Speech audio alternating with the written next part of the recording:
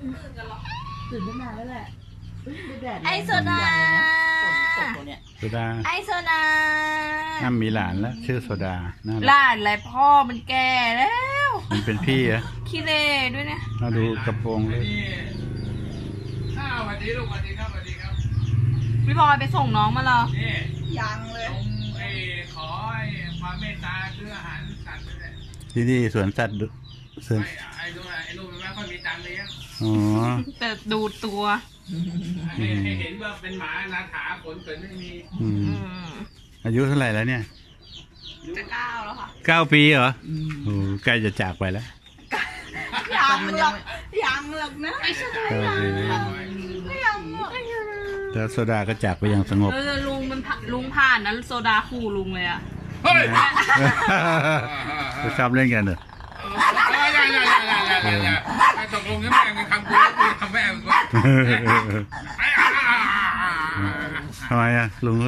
ลุงชอบแย่มันไง เขาว่าอย่างนี้แหละ โอ้แต่ก็คุยกันได้ฮะ มีขู่ไอ้ยิงเสือกทะลึ่งกำลังคำหัวอยู่ทุบลุงก็ยุ่งอีก โอ้สุดยอดเลยหมานี่กตัญญูซื่อสัตย์ที่สุดคือหมา เฮ้ย โซดา เดี๋ยวล่วง สุด เดี๋ ย ยว อด ล่วง สุดย เดี๋ยว อ ล่ว ด ง เดี๋ยวมันกระโดดลงไปแน่โดดน้ำยังโดดเลยนะหมาเนี่ย ไม่รู้แม่มันไม่มีหรอก ไอ้นี่กลับเหร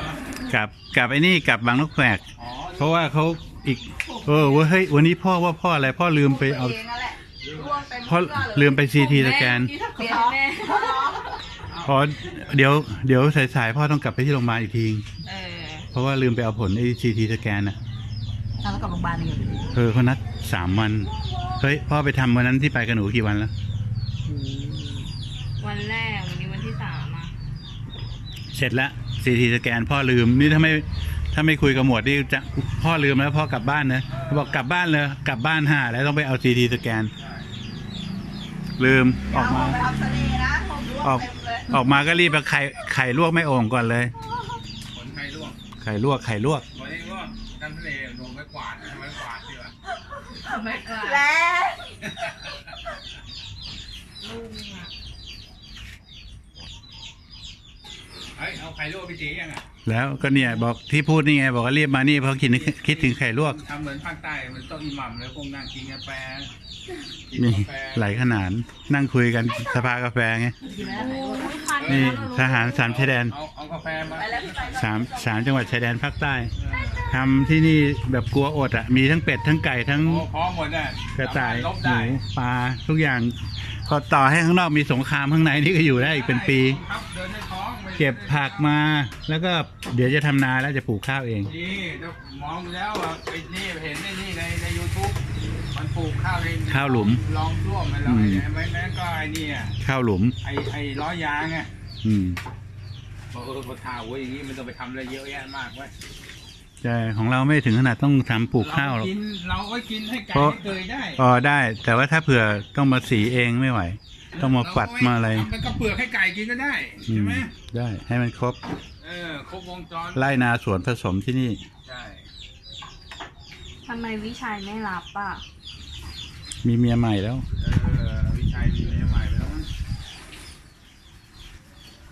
ลูกเขยป้าศรีมีเมียใหม่ไปแล้ว อืมขับรถเก่งไงฮะหยกตัวนั้นเองขับตลอดเลยเข้าหัวหินรถติดๆก็ขับได้ ขับไปขับกลับพ่อให้ไปรับพ่อมาออกจากโรงพยาบาล